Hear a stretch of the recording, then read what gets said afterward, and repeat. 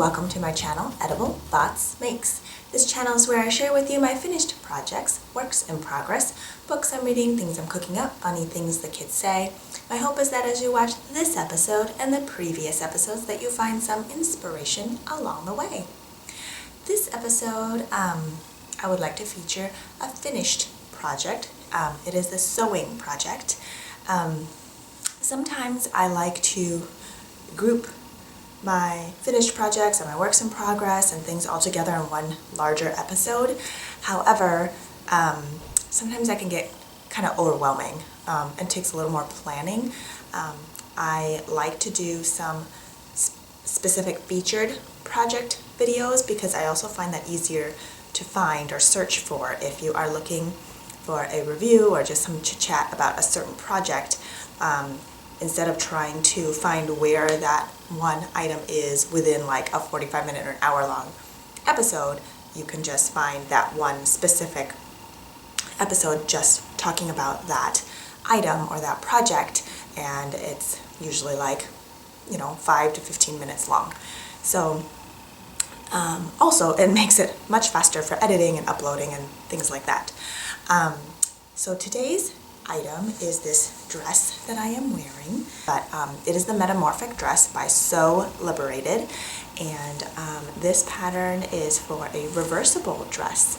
So it is meant to be worn as a layering piece.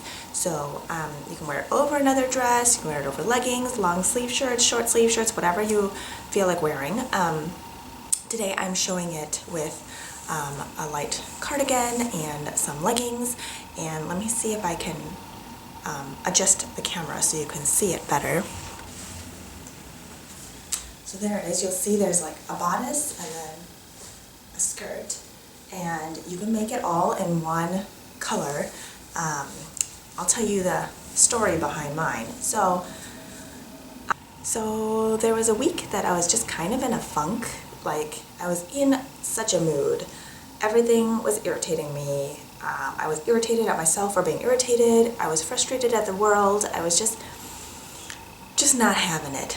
And so I pulled out a pattern that I've had for quite some time, maybe a year. And I was intimidated by it because the pattern was 25 pages long that I had to cut out and piece together.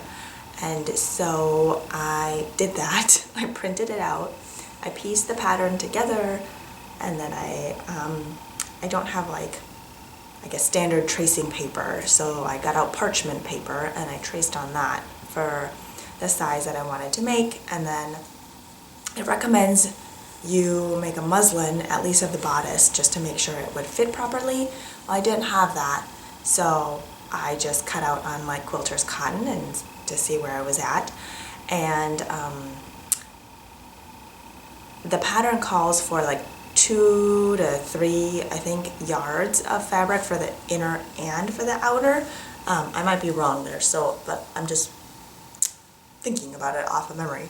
And I don't have any fabric in that amount all in one piece.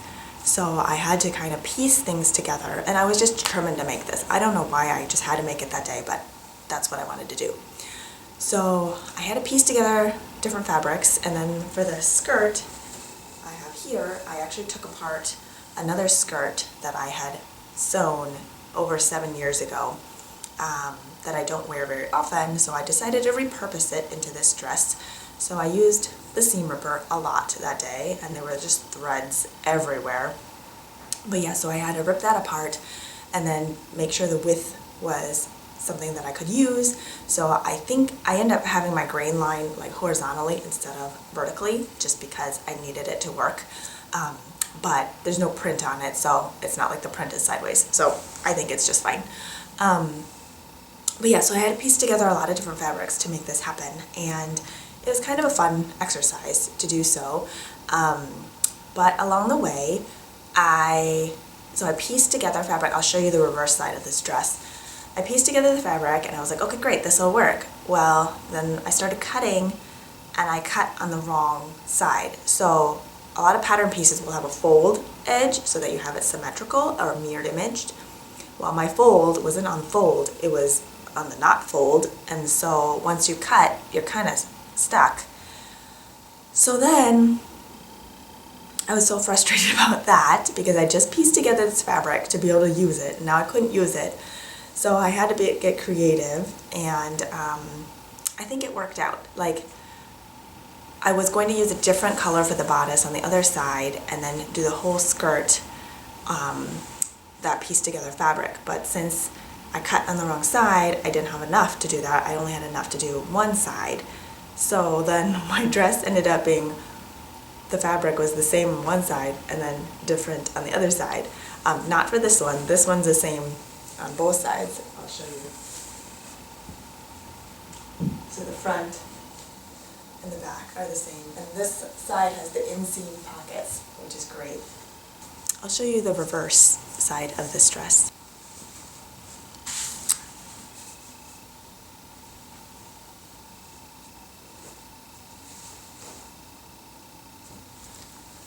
So for this side, I have 3 different fabrics. I have this fun navy floral with this yellow mini polka dot, and then my patchwork pockets are this like neutral fabric. So you'll see the back.